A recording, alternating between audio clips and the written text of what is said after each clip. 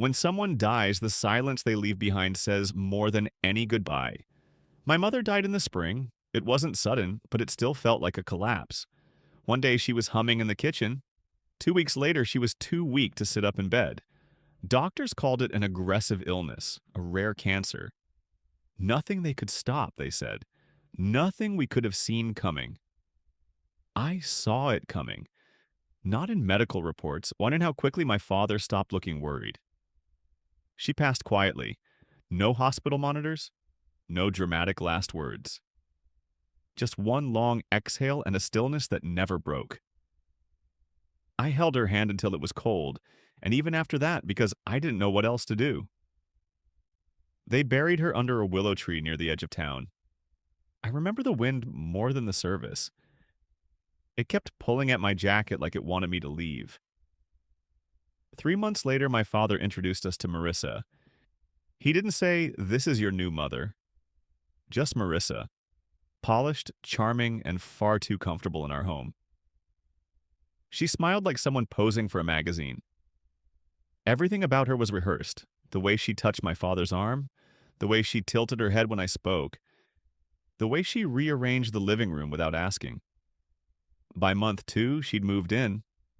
By month 3, the house didn't look like hers, it was hers. The old paintings were taken down.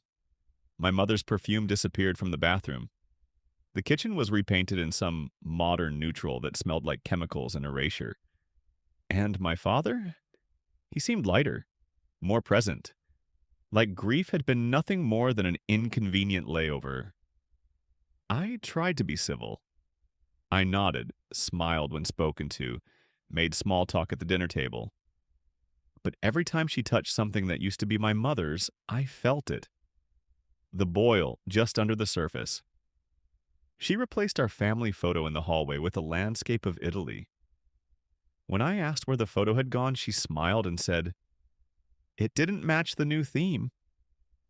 The new theme. I didn't argue, didn't raise my voice. But I started writing things down. Because grief had taught me one thing very clearly. People don't always bury what's dead. Sometimes they bury what they don't want others to find. When you stop expecting kindness, you start noticing the shadows behind every smile. I became good at pretending. Smiles at dinner, polite questions, a perfectly average teen with average moods. Marissa called me low maintenance once, like I was a plant that didn't need watering. But under that quiet shell, I was watching everything. The way she hovered around my father's phone. The way he stopped talking when I walked into a room. The way their voices rose in whispers behind closed doors, urgent, hushed, and always just out of reach. One night I woke up thirsty and padded down the hallway. I passed their room and heard something I wasn't meant to hear. "I told you we had to wait until after the estate cleared," she said, voice tight. He muttered something back. Something about timing and keeping him distracted. I didn't move. The floorboard beneath my foot creaked. Silence. Then a soft click. Their door shutting all the way. I went back to my room and stared at the ceiling until morning. From then on, I started keeping a journal. Not feelings, facts, dates, times, phrases I overheard, documents I photographed when they left the home office open, screenshots from emails I forwarded to a hidden folder, bank records, travel receipts. And then one afternoon it happened. I was helping clean out an old storage cabinet when I found a folder wedged behind a drawer panel. Inside was a handwritten note addressed to my mother, but not in her handwriting. It was from a lawyer I didn't recognize. The letter mentioned a secondary will and something else. It warned her, "Protect your assets. They are not as loyal as you believe." It was dated 3 months before she died. That was the first time I felt cold from the inside out. They weren't just moving on too fast. They had never stopped moving forward, even while she was dying. That night I didn't cry. I just added a new section to my files. Motive. Some ghosts don't haunt. They guide. The letter led me to the attic, not because it said so, but because I remembered something. A single passing comment my mother made once, long before her voice grew weak. If anything ever happens, the answers aren't in the safe. They're above us. At the time, I thought she meant hope or faith. Now I wondered if she meant exactly what she said. I waited until Marissa and my father were out. Some networking event or dinner where everyone wore fake smiles and drank real wine. I climbed the old ladder, flashlight in hand, stepping over boxes marked with years and school projects and the last remnants of our old life. In the corner, behind a stack of antique Christmas decor, I found it. A locked tin box, small, heavy. The kind that didn't belong to any room in our newly sterilized house. The key was taped to the underside of a wooden beam. Inside the box was a flash drive, a journal, and a small velvet pouch that held a spare key. Not to our house, but to a safe deposit box at a local bank. The journal was hers. Pages and pages of sharp, intelligent, unraveling thought. She wasn't just sick, she was suspicious. She wrote about Marissa, about how close she and my father had grown while she was undergoing treatment, about strange missing funds, about a conversation she overheard that made her skin crawl. And then, near the end, this. If anything happens to me, it won't be natural. And it won't be clean. I sat there for hours, the box open on my lap, my heart pounding without moving. This wasn't just about betrayal anymore. It was about justice. And I couldn't bring her back, but I could bring the truth forward. The next morning, I skipped school and walked into the branch office of the bank listed in her notes. I handed over the key and her ID, forged my way through enough signatures to get in. Inside the safe deposit box, a second will, asset transfers, statements from a private account, and names, attorneys, a retired judge, an accountant from her old firm. I took everything. Not to expose it yet, but to build something she never got the chance to finish. You don't need revenge when you have a plan, and the patience to watch it work. I met with the attorney first. Her name was Diane Mercer. Sharp eyes, steady voice, and a handshake like stone. She'd been my mother's estate lawyer for over a decade, and she hadn't heard from anyone since the funeral. When I handed her the second will, she froze. "This wasn't part of the file submitted," she said. "This changes everything." We spent 2 hours reviewing documents. The second will placed full financial control of certain assets in trust for me. Not my father, not the new spouse, no matter what marriage certificate they'd tucked into the aftermath. Diane didn't ask why I was there alone. She knew. Over the next weeks, I began building something in silence. I met with a former partner from my mother's firm, a financial analyst who remembered when things started to shift. He gave me a name, Bernard Clay, forensic accountant. I met him 2 towns over under the cover of a summer internship. I studied. Not schoolwork, real things.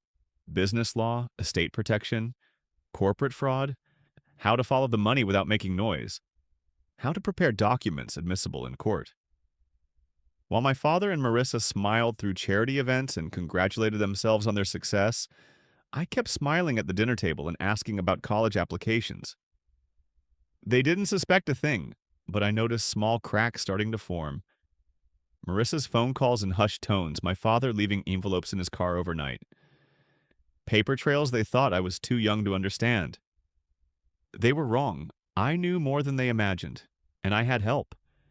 People who had known my mother, respected her, and now saw in me not just a grieving son, but a reason to finish what she couldn't. We met once a week, quiet cafes, conference calls. I recorded everything, organized files, created timelines. Diane said, "You're preparing like someone twice your age." I said they were counting on me staying a kid. But I wasn't a kid anymore. I was a witness, a strategist. And the day was coming when I'd make them look me in the eye and see exactly what they buried. The best revenge isn't loud. It's when they realize the game ended 3 moves ago and you already won. It was Mother's Day. Marissa had planned a gathering, something elegant, she said. A garden brunch, catered food, floral arrangements that didn't mean anything to me. My father stood by her side like a man who'd built a new life from someone else's ruin. They smiled for photos, toasted with champagne. I played along. I wore the suit she picked for me. Gave a polite nod when her friends asked about college. Pretended not to notice that they'd moved the only remaining photo of my mother to a hallway near the guest bathroom. Before dessert, I handed Marissa a small wrapped gift. Thought it was time I gave you something, I said. Even tone, neutral face. She opened it slowly, smiling for the room, until she saw what was inside. A book. Plain black cover. No title. But inside? Printed documentation. Photos, scanned signatures. Asset transfers, the second will. Notes from the forensic audit. A transcription of that conversation I'd recorded through the vent. The one where she and my father discussed final steps. Her smile cracked. She looked up at me, eyes wide, terrified. And I whispered, just loud enough for her to hear, "It's all real. And you have two choices. Quiet cooperation or full exposure." She didn't speak, didn't need to. Her face had already answered. I walked away before she could wreck. That night, she called me twice. I didn't answer. Instead, I called Diane and told her it was time. The files had already been shared, and to lawyers, to a judge who knew my mother well, and to two journalists holding everything in sealed accounts. Just in case. This wasn't about making a scene. It was about taking back what was mine, with the same quiet ruthlessness they used to steal it. They thought they were untouchable, until the paper trail stood taller than their power. My father tried denial first. "We've done nothing wrong," he said, pacing in his office like it was still his. "Whatever you think you found, it's taken out of context." But Diane and I weren't asking for explanations. We were presenting terms. I handed him a folder, cleaner than the last, more formal. Inside were affidavits, notarized documents, the triggered clause of my mother's second will, and a court-scheduled motion for full financial review of all family-held assets. "I wanted to do this without press," I said, "but I'm prepared to go public." Marissa didn't come to that meeting. She'd already contacted her lawyer, a different one than my father's, which told me everything I needed to know. They were no longer united. They were unraveling. The next week, Diane and I met with a probate judge my mother had once clerked for. He remembered her clearly, listened carefully, approved the reinstatement of her trust, and the freeze on all disputed accounts. Within days, the balance of power flipped. My father was removed from all business operations. Marissa's access to funds was severed pending investigation. The family home was placed under neutral holding. And me? I was given control. Not just of the assets, but the narrative. At 18, I became legal executor of my mother's estate. It wasn't vengeance, it was restoration. I sat at the head of the boardroom where my father used to speak for all of us, and laid out a plan to stabilize what they'd fractured. I worked with Diane to create protections, expand philanthropic grants my mother had started, and restructure the business under her original mission. No shouting, no chaos. Just sharp, quiet precision. That was the real strike. Not punishment, but prevention. So no one else could be erased the way she had. And so I could finally stop surviving and start leading. Closure doesn't always come with applause at you. Sometimes it's just a voice saying, "You did it," when no one else is around to hear. They faded quickly. Marissa left town under a different name. Her lawyer brokered a private settlement, but the damage was done. Her reputation sank faster than her bank account. My father, stripped of his titles and access, retreated to a condo near the state line. No interviews, no explanations. Just a name on paperwork I no longer needed to read. I didn't chase them, didn't watch, didn't care. Because the war was over, and I'd already won. I spent the summer finishing what I started, restoring the legacy they tried to rewrite. We reopened a scholarship fund my mother had started but never announced, quietly invested in a community clinic she once volunteered for, created new boards of oversight to prevent the kind of theft that had cost her everything. But my favorite moment? It came in the fall.